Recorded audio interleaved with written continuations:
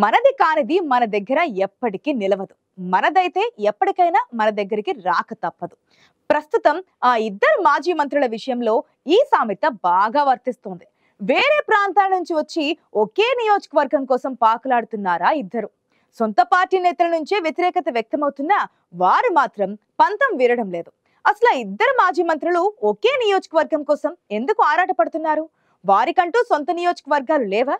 Party cadre confusion లో ఉన్న అధిష్టానం ఎందుకు స్పందించడం లేదు? ఇంతకీ ఏదా నియోజకవర్గం, ఎవరా మాజీ మంత్రులు?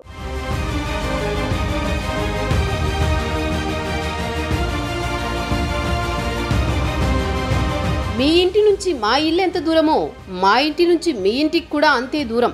ప్రస్తుతం అనంతపురం జిల్లాకు చెందిన ఇద్దరు మాజీ మంత్రుల మధ్య కొన్నాళ్లుగా ఇదే తంతు. 2024 సార్వత్రిక ఎన్నికల్లో వైసీపీ ఓటమి తర్వాత మాజీలు ఒక్కొక్కరు పార్టీ మారుతున్నారు, లేదంటే కూటమి ప్రభుత్వం నుంచి ఇబ్బందులు తప్పవన్న టెన్షన్తో ఉన్నారు. కానీ మాజీ మంత్రులు ఉషశ్రీ చరణ్, శంకర్ నారాయణల కథ మాత్రం మరోలా ఉంది. వీరిద్దరూ వైసీపీ ప్రభుత్వ హయాంలో మంత్రులుగా పనిచేశారు. అనంతపురం జిల్లా నుంచి జగన్ ప్రభుత్వంలో మంత్రులైంది వీరిద్దరే. ప్రస్తుతం వీరిద్దరూ పెనుకొండ నియోజకవర్గం కోసం పంతం పట్టి కూర్చున్నారు. అదేంటి ఇద్దరు ఒకే నియోజకవర్గం కోసం ఆరాటపడడం ఎందుకు? వారికంటూ సొంత నియోజకవర్గం లేదా అంటే దాని వెనుక చాలా కథ ఉంది.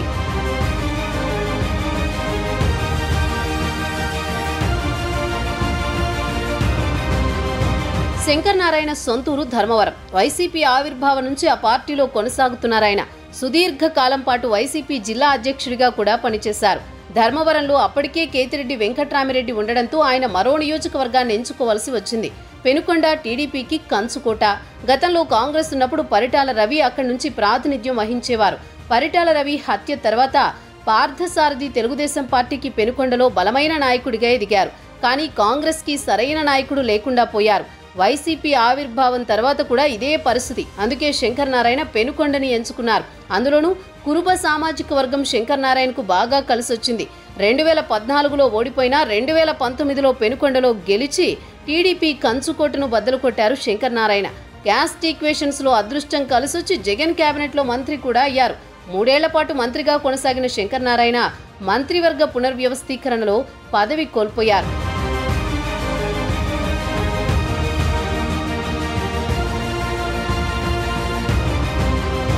మంత్రిగా ఉండగా పెనుకొండలో శంకర్ నారాయణ సొంత పార్టీలోనే వ్యతిరేకత మూటగట్టుకున్నారు. ఆయనతో పాటు ఆయన సోదరుల వ్యవహార శైలి, సొంత పార్టీ నేతల్ని టార్గెట్ చేసుకోవడం, అణిచివేత ధోరణితో వ్యవహరించారన్న విమర్శలొచ్చాయి. 5 ఏళ్ల తర్వాత ఇది మరింత ఎక్కువ కావడంతో 2024లో ఆయన్ని పెనుకొండ నియోజకవర్గం నుంచి తప్పించారు.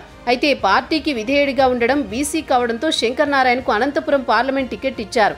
అయితే కూటమి వేవ్లో ఓటమి చవిచూశారు. అయిష్టంగానే పార్లమెంటుకు పోటీ చేసిన శంకర్ నారాయణ ఓటమి తర్వాత మళ్లీ సొంత నియోజకవర్గమైన పెనుకొండకు వెళ్లారు. కానీ అప్పటికే అక్కడ మరో మాజీ మంత్రి పాగా వేశారు. ఆమె ఉషశ్రీ చరణ్.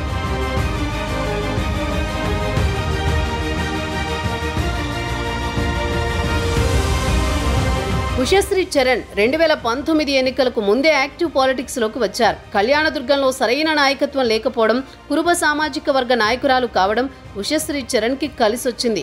కళ్యాణదుర్గంలో ఆమె గెలుపుతో సీన్ మొత్తం మారిపోయింది. సొంత పార్టీ నేతల్ని టార్గెట్ చేసి వేధించినట్టు ఆమెపైన ఆరోపణలొచ్చాయి.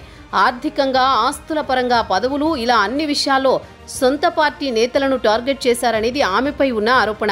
ఆమెకు వ్యతిరేకంగా 2 ఏళ్లలోపే సొంత పార్టీ నేతలు ఆందోళనలు కూడా చేశారు. అధిష్టానానికి ఫిర్యాదుల మీద ఫిర్యాదులు చేశారు. అయినా మంత్రివర్గ పునర్వ్యవస్థీకరణలో ఉషశ్రీ చరణ్కు అవకాశం దక్కింది. మంత్రయ్యాక కళ్యాణదుర్గం వైసీపీలో ఆమెపై వ్యతిరేకత మరింత పెరిగింది. ఈ పరిణామాలతో మొన్నటి ఎన్నికల్లో అధినేత జగన్ ఆమెను కళ్యాణదుర్గం నుంచి పెనుకొండకు పంపారు.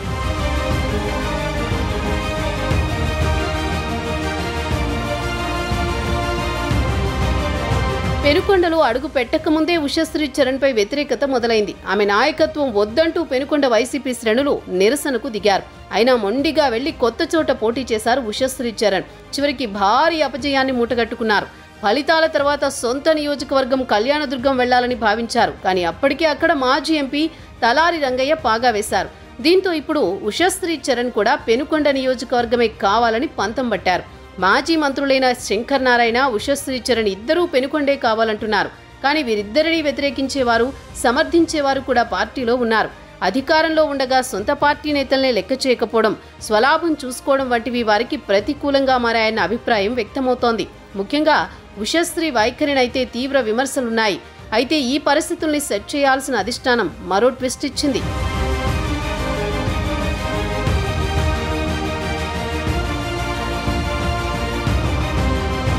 పెనుకొండ పంచాయతీ తీర్చలేకపోయినా ఉషశ్రీ చరణ్కి జిల్లా అధ్యక్ష బాధ్యతలు అప్పజెప్పింది వైసీపీ అధిష్టానం. దీంతో ఆమె పెనుకొండతో పాటు జిల్లాలోని అన్ని నియోజకవర్గాల మీద ఫోకస్ పెట్టారు.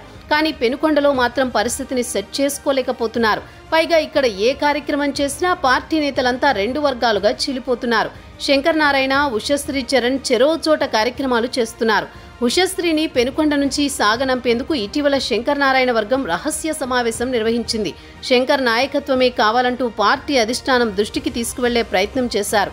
ఇటు ఉషశ్రీ చరణ్ వర్గీయులు కూడా శంకర్ నారాయణకు వ్యతిరేకంగా సమావేశాలు నిర్వహిస్తున్నారు. అధికార పక్షంపై పోరాడాల్సిన ఇద్దరు నేతలు పెనుకొండలో పట్టు కోసం ఎత్తుకు పై ఎత్తులు వేసుకుంటున్నారు. ఎన్నికల్లో ఓడిపోయిన నెల రోజుల్లోపే పెనుకొండ ఫ్యాన్ పార్టీలో వివాదం మొదలైంది. పరిష్కరించాల్సిన అధిష్టానం ఏమీ పట్టనట్లు వ్యవహరిస్తోంది.